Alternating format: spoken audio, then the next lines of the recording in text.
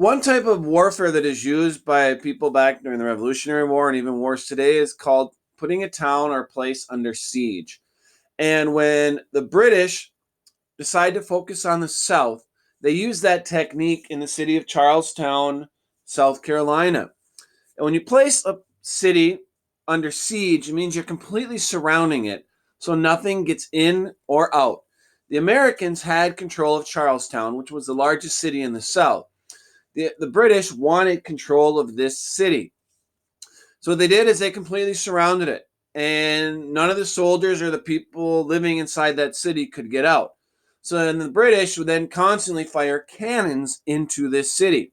And then every few days they would move their cannons closer, basically just tightening their grip on that city. And cannons were an important piece during this war. And individually, it's called a cannon when you have several cannons as part of a group. They're referred to as artillery. In this video, I'm going to show you there are reenactors. They're pretending to be British soldiers in this case, firing what we'd call a 3-pound cannon. Cannons are named by the size of the cannonball they would fire. So in this case, this gun that you can see on the screen here, this cannon would have fired a cannonball that weighed about 3 pounds. Now they're going to use the term cartridge. When they use the term cartridge, they're referring to the gunpowder that's going to get packed in there. They are not going to fire any cannonball because that'd be too dangerous because they're not at war. So just pay attention to how cannon is fired during this time period. Down of the cartridge and being issued the command to load. The wormer places the cartridge inside the barrel of the gun. Next, on the command ram cartridge, just as you may expect, the rammer rams it home to the bottom of the barrel. Naturally, here there is no cannonball being loaded, given that this event was in a residential area, but this would also be the time when a cannonball is placed over top of the charge of powder, making sure that there is no space in between the two, which could lead to some rather unfortunate damage to both the gun and crew, to say the least.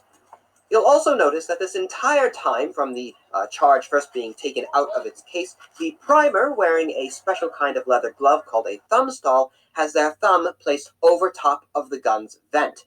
This is to prevent any accidents taking place while the gun is being loaded. After the cartridge is rammed home, the command prick and prime is issued. At this time, the uncovers the vent and uses their priming wire, or pricker, to pierce the cartridge below and expose the powder within. Next, the gun is primed by placing a match into the vent. The primer keeps their hand over top of this match, calling out that the piece is ready to be fired. Ready to fire. The gun captain then issues the command, prepare to fire. Ready to fire! At which point the bombardier will lower their linstock, which holds a burning piece of slow match over top of the gun's match. And on the command to fire, they will rotate their linstock, touching match to match, causing a flame to race down the vent to the powder below, and the gun is fired. Prepare to fire. Fire. Search the vent. On the command, prepare to fire, it's important as well that the rammer and wormer, being so close to the gun's muzzle, cover their ears. It's also generally a good idea to open one's mouth, or at the very least, to ensure that one's teeth are not clenched in preparation for that concussive shock. But the excitement isn't over just yet, nor can the piece be immediately reloaded after being fired. The next command is issued to search the vent, on which the primer, using the same priming wire, ensures that the vent is cleared of any gunpowder or other residue. Shouting out, "Vent clear," he proceeds again to cover the hole with his thumb stall. On the next command, worm, the wormer puts his own namesake down the barrel. Clear? Worm. The worm here works the same exact way that you might use one for a musket. It's a sort of corkscrew which, when twisted at the barrel face, grabs hold of any debris that may be left over that it may be extracted.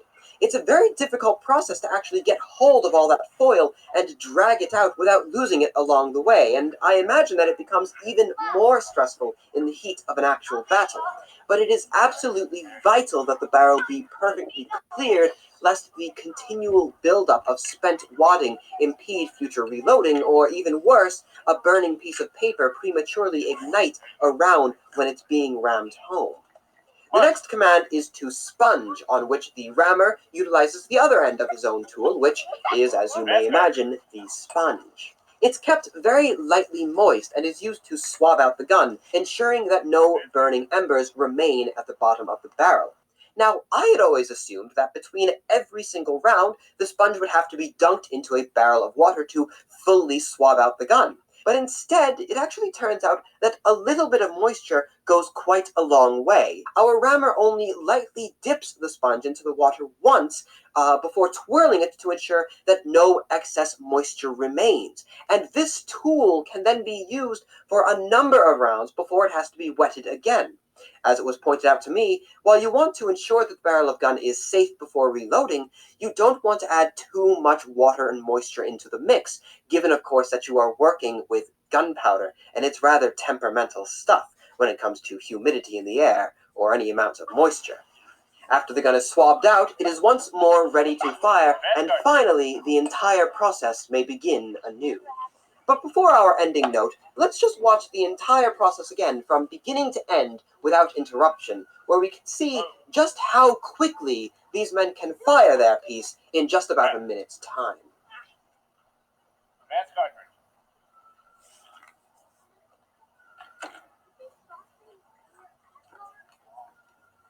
Now imagine them trying to do this in the middle of battle where they're firing or they have soldiers trying to attack and kill them.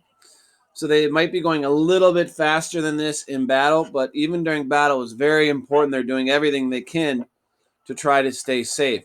Cannons are very valuable, and the more pieces of artillery you had, the better your army would be.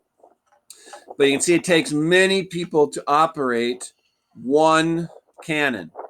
But it was a very skilled position, and you got paid more to be part of a cannon crew.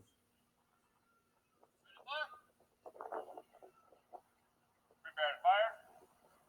Fire. Search the man. And clear. Fire.